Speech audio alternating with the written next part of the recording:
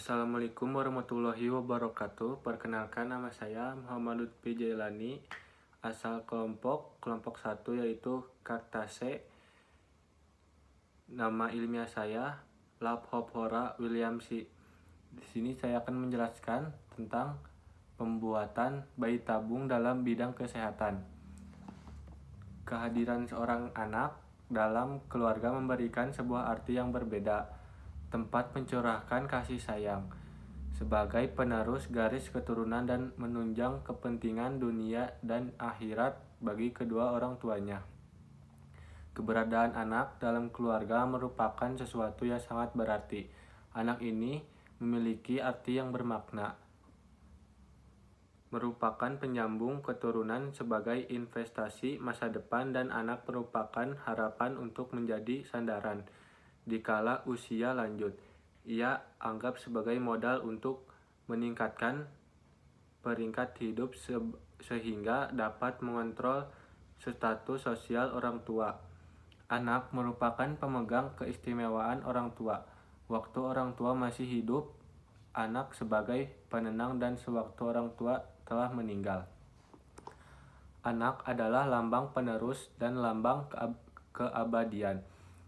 Begitu pentingnya kehadiran seorang anak di dalam keluarga sehingga setiap pasangan suami istri selalu menginginkan kehadirannya. Tapi kenyataannya tidak semua pasangan suami istri memperoleh keturunan secara normal.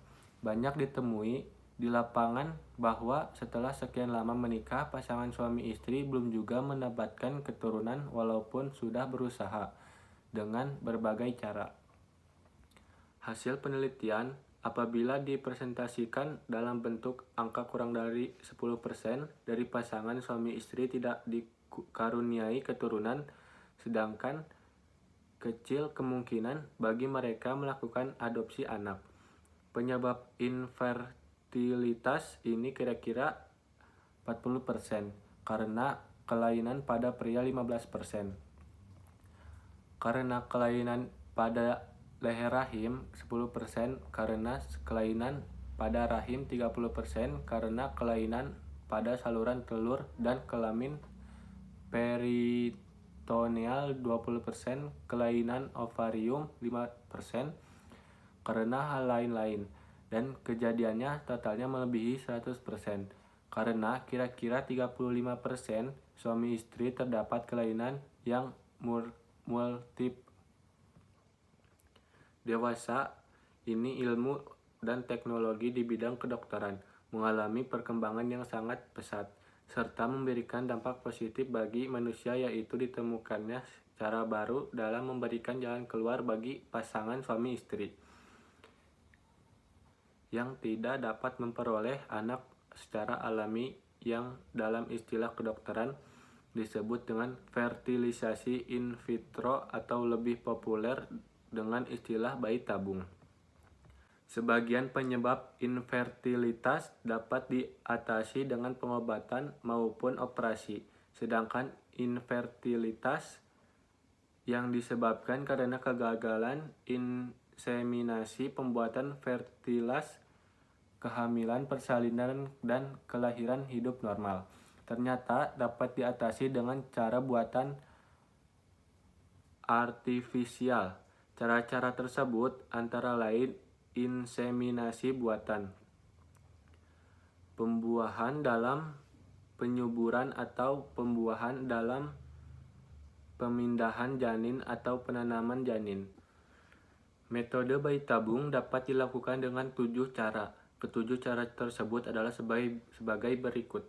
Yang pertama, ada sel sperma suami disuntikan langsung ke sel telur ovum istri. Yang kedua, sel sperma berasal dari suami, sel telur ovum berasal dari istri, kemudian ditanamkan ke dalam rahim istri. Yang ketiga, sel sperma berasal dari donor, sel telur ovum berasal dari istri, kemudian ditanamkan ke dalam rahim istri. Yang keempat, sel sperma berasal dari suami, sel telur ovum berasal dari donor, kemudian ditanamkan ke dalam rahim istri. Yang kelima, sel sperma berasal dari donor, sel telur ovum berasal dari donor, kemudian ditanamkan ke dalam rahim istri. Yang keenam, sel sperma berasal dari suami, sel telur ovum berasal dari istri, kemudian ditanamkan ke dalam rahim wanita. Yang ketujuh, sel sperma berasal dari suami, sel telur ovum berasal dari istri, kemudian ditanamkan ke dalam rahim istri lainnya.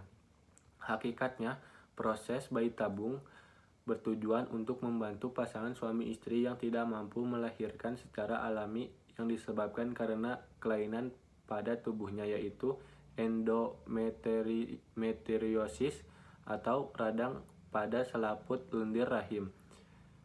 Ternyata proses bayi tabung ini memberikan salah satu solusi bagi pasangan suami istri dalam memperoleh keturunan dan perkawinan yang sah menurut peraturan yang berlaku. Salah satu buah kerja keras dari para ahli dan peneliti kedokteran yang menjadi andalan dalam mengatasi infertilitas atau ketidaksuburan dalam inseminasi buatan. Ada beberapa teknik inseminasi buatan yang telah dikembangkan dalam dunia kedokteran. Salah satunya adalah dengan teknik fertilisasi in vitro atau masyarakat bisa menyebutnya dengan bayi tabung. Embrio sudah cukup pada umumnya 2-3 hari, maka ditanamkan sebagai kembali ke dalam rahim sang ibu, atau embrio tersebut diharapkan terus tumbuh dan berkembang hingga menjadi bayi yang pada akhirnya dilahirkan oleh ibu. Latar belakang dilakukannya bayi tabung. Yang pertama, ada faktor pria. Yang pertama, gangguan pada saluran keluar spermatozoa. Yang kedua, kumpulan fisik yang menyebabkan pria tidak mampu melakukan hubungan seksual. Yang ketiga, sangat terbatasnya jumlah spermatozoa yang membuahi sel telur. Yang keempat, hal lain yang masih belum dapat dijelaskan secara ilmiah.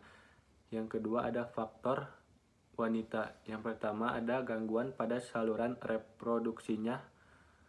Yang kedua, adanya antibiotik abnormal pada saluran reproduksi wanita, sehingga menyebabkan spermatozoa pria yang masuk ke dalam tidak mampu bertahan hidup. Yang ketiga, hal lain yang masih belum dapat dijelaskan secara ilmiah. Baik, di situ saja presentasi dari saya. Mohon maaf apabila kalau ada kekurangan. Assalamualaikum warahmatullahi wabarakatuh.